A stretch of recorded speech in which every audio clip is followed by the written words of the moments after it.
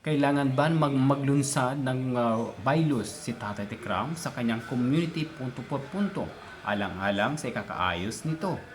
Bago natin pagpatuloy ng ating pag-uusapan, please don't forget to subscribe this YouTube channel, Kuya SMB Vlog. Ngayon mga katikram, why na-open ni Kuya SMB na however kung maglunsad si Tikram ng bylaws dito sa loob ng community na maiwasan muli ang ganitong kaguluhan.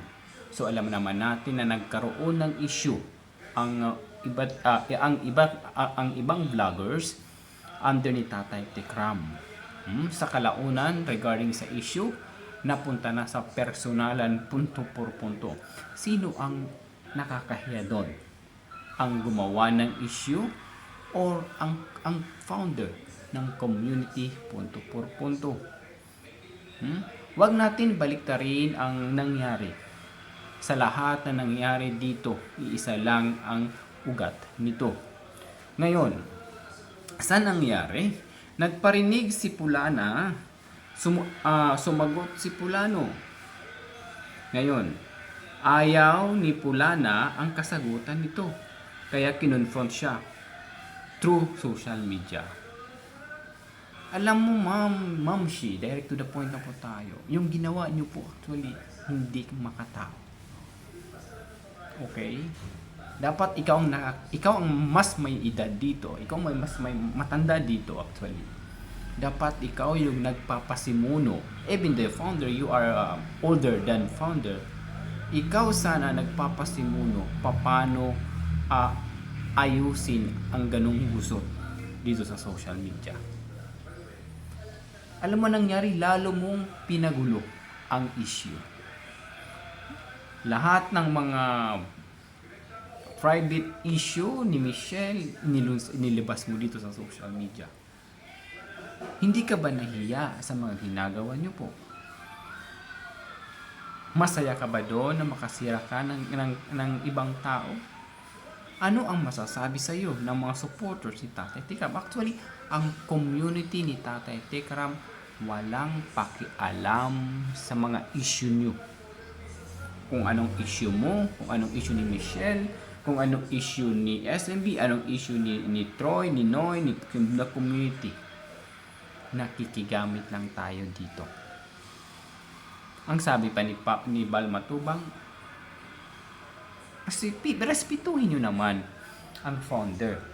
Sobrang bait ng founder, tapos kayo nakikigamit lang kayo sa pangalan ng founder, sobrang sama ng ugali. Di ba yung mga ganung eksena?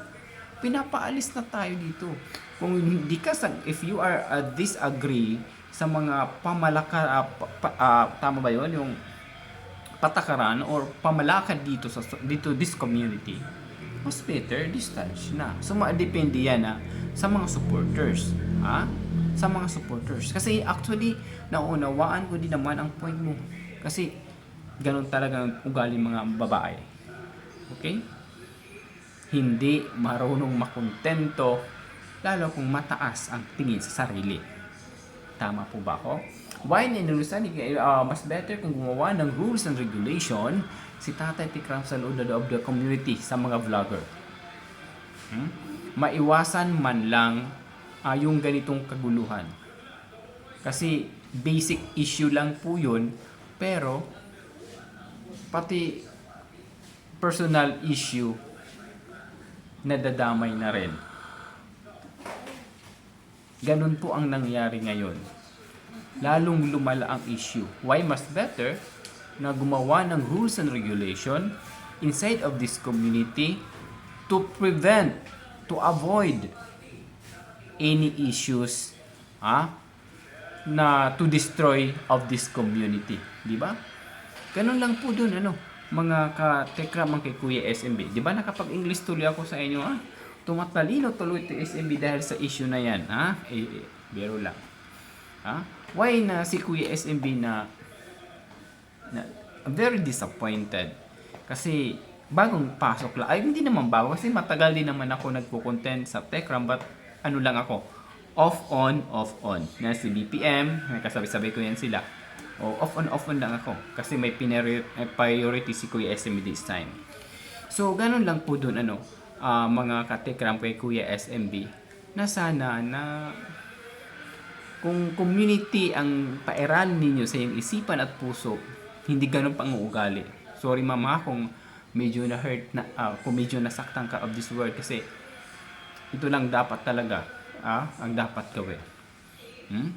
Kasi sa issue na to, ikaw talaga nagpasimuno. Ngayon, sinumbat lahat ng mga ano nila, ka na lang naman parang kinagat mo sila sa talikod, na nalaman na ikaw ang kumagat, kinagat ka rin sa likod.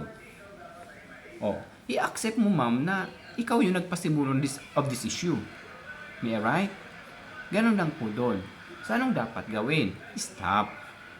I-accept mo yung pagkakamali mo kasi ikaw nagpasimuno nito. Nakapagsalita man sila na hindi maganda sa'yo dahil din sa ikaw nagpasimula. Ihilig ka magparinig sa kanila. Na-content ko nito na yung psycho ng tao, hindi natin yan masusukat. Okay?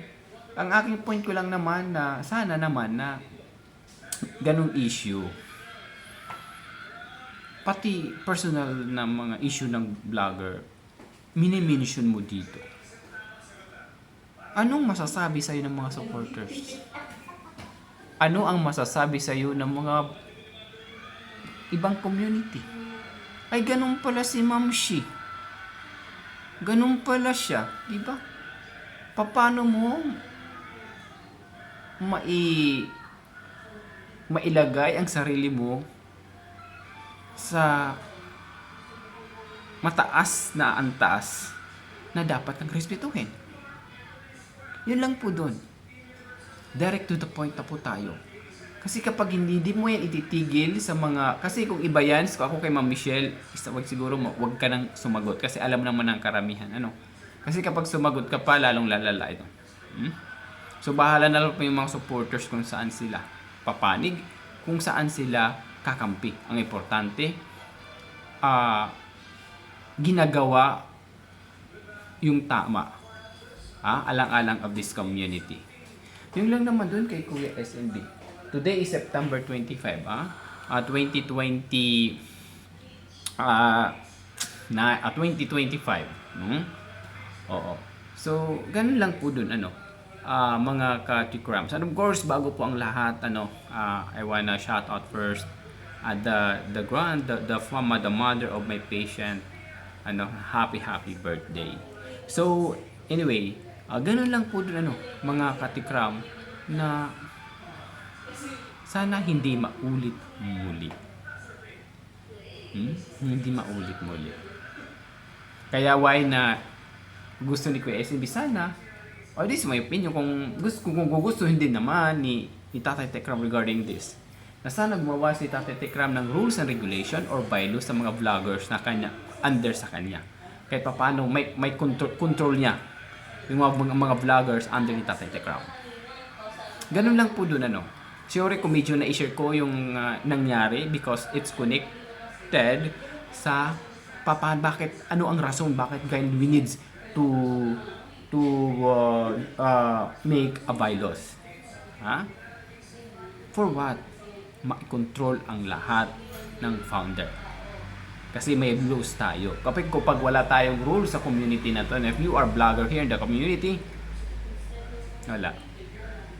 Please comment section below sa mga follower supporters kung disagree ba kayo or agree na kailangan bang gumawa si Tatay Tekram ng rules and regulation or bylaws sa mga vloggers under ni Tatay Tekram.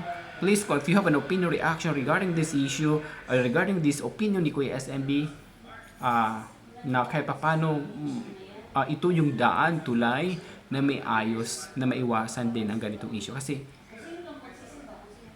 grabing halakhak nila dun. Sobrang halakhak. Hindi si Michelle ang nakakasira nito. Ma'am, ako wala akong sa akin lang psycho. Hindi si Michelle ang nakakasira sa this community. Kung sino ang nag-una, dapat siya muna ang mag-fall down. What I mean, magpakumbaba. Okay? Ganun lang po doon.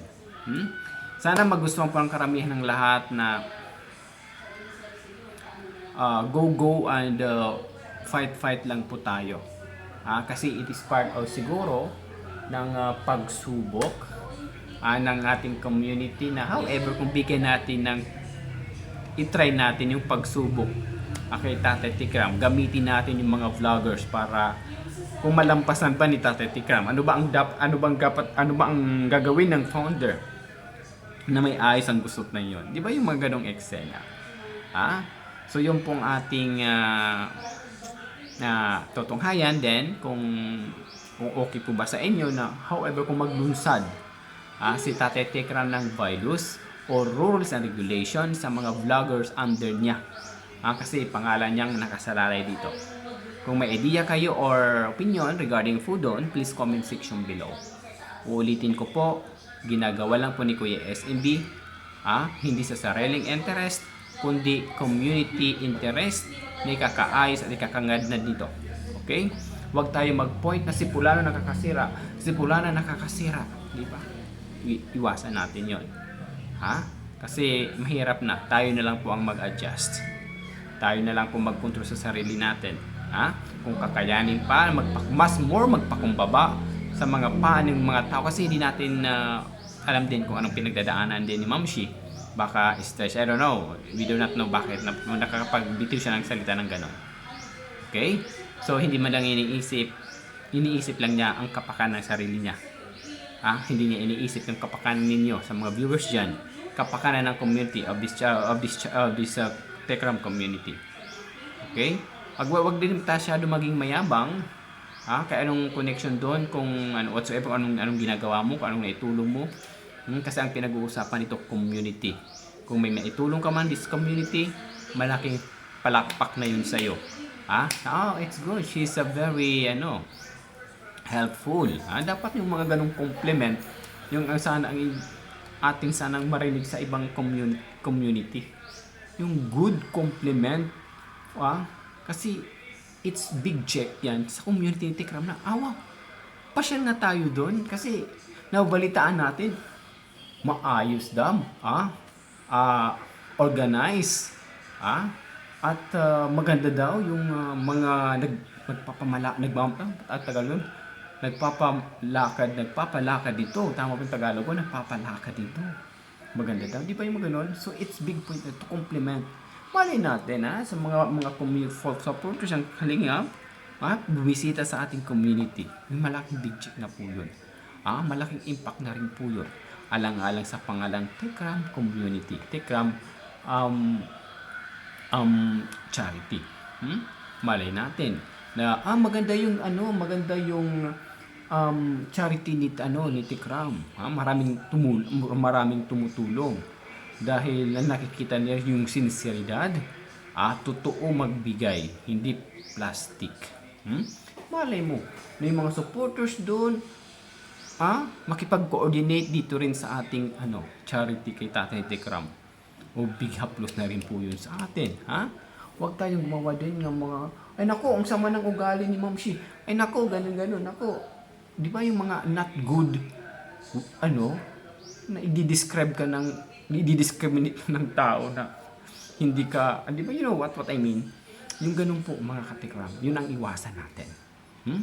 Yun lang naman po kay Kuya SMB na kasi hopefully na balang araw na to prevent discrimination of each vlogger sa ating community of Tikram. And sana na ewan ko lang din kung magustuhan din ni Tatay Tikram na maglunsad ng bylaws or rules and regulations sa mga vloggers na under niya. Kahit paano maiwasan na sa ganitong nangyaring issue. Alang-alang man lang sa kapakanan ng mga supporters o sponsors na maging masagana, maging maayos ang lahat. Organize ang lahat. Huwag natin ipilit ang sarili natin na hindi naman tayo karapat-dapat doon. Ay, ganun po, Ganun lang po doon, mga katikram kay Kuya SMB. But I mean, mabigyan yun ng anong ibig kong sabihin nun. Na, bylaws, rules and regulation is the key, is a bridge, na maitaguyod yung kaayusan, katiwasay ng community. Maraming salamat ha sa mga nandiyan. Don't forget to subscribe YouTube channel Kuya SMB Vlog. Atin to hanggang sa muli. Ingat. God bless. Love you all.